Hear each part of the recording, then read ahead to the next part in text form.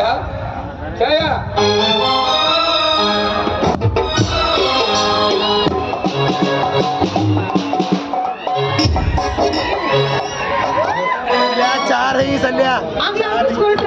ನೋಡು ಛಾಯ, ಈ ತಿಂಗಳಿನ ಕಡೆ ದಿನ ಎಲ್ಲ ನೌಕರರ ಪಗಾರ ಸರಿಪಡಿಸಬೇಕು, ರಿಜಿಸ್ಟರ್ ಅನ್ನು ತಪ್ಪಿಸಬೇಕು.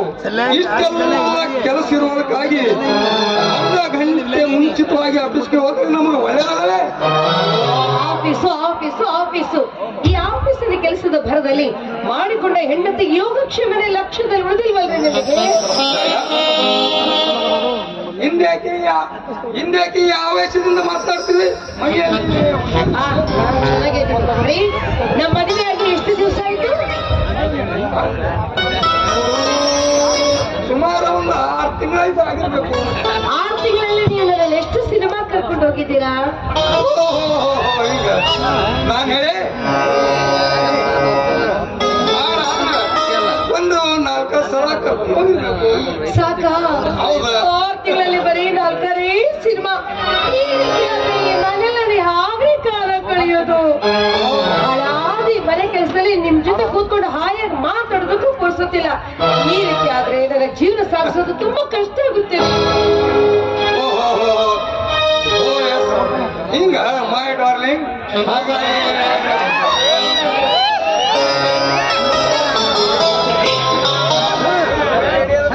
ಛಾಯ ಹೋಗಿ ಮಾಯದ